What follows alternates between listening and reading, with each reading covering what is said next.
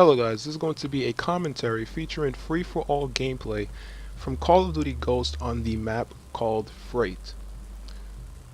I have not done a commentary in a rather long time because I kind of fell off on the whole interest in gaming because of how the gaming industry was kind of developing in a sense, and how my favorite game as a whole were taking their turns towards a newer, you know, sort of gaming society.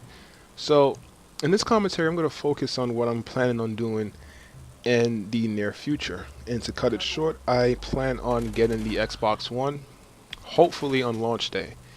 Now, this is kind of a giant U-turn in the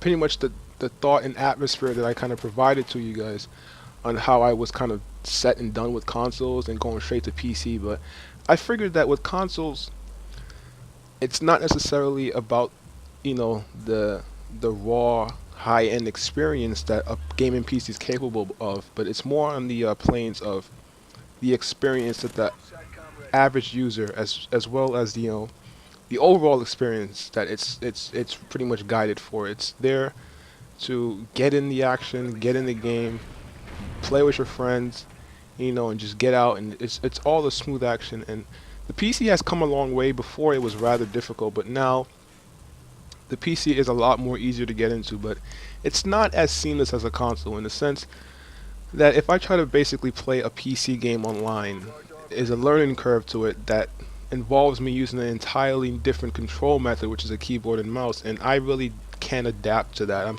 too used to the controller. So pretty much I figured I'm just going to make it where all of the multiplayer games that I want to play are going to be played on my new Xbox One, while all of the single player games that are available for PC I will play on my gaming PC. So now the reason why I chose the Xbox One over the PlayStation 4 is because of the environment that I have developed around the Xbox One as a community.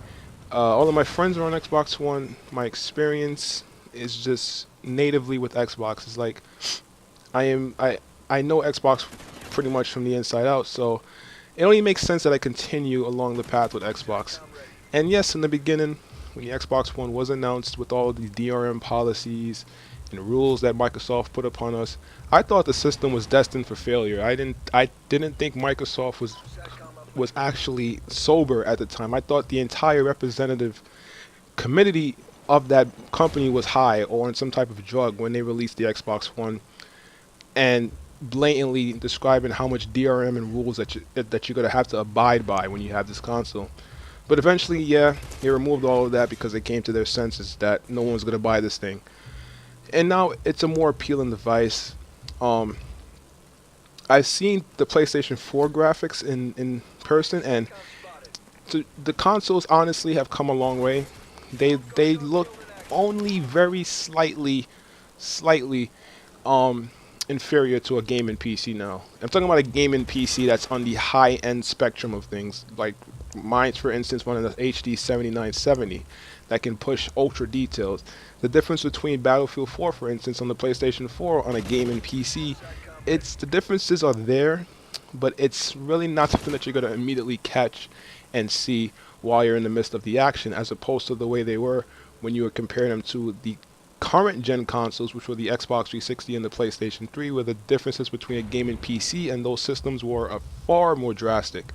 Now, the consoles have caught up, and it's like, with that experience, along with the more seamless multiplayer experience, the consoles look a lot more appealing to me, but I will still always keep my gaming PC for the ultimate experience.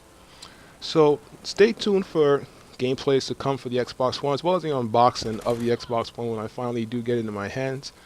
So I'll be playing this game in the meantime.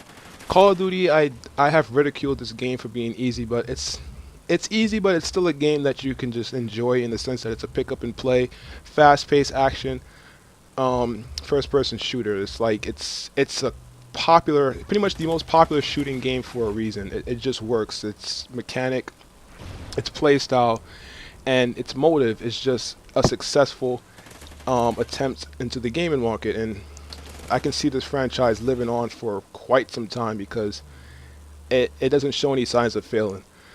So Yeah, I am pretty much stoked for the Xbox One. I really didn't think I would be, but it's a system that I'm really interested in, especially with the fact that the new systems run on an x86 architecture. If you don't know, that is essentially the architecture that your PC that you're watching this on, if it is a laptop or a desktop, runs on. So when it comes to developing games for these newer consoles, it's going to be a lot more easy to port them over to a PC.